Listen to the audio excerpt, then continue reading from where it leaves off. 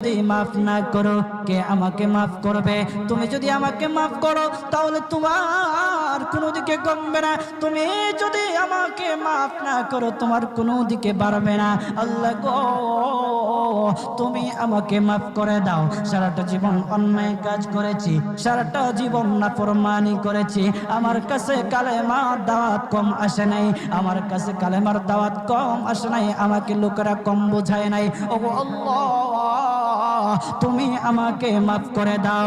মাফ না করলে কোথায় যাব, কার কাছে যাব?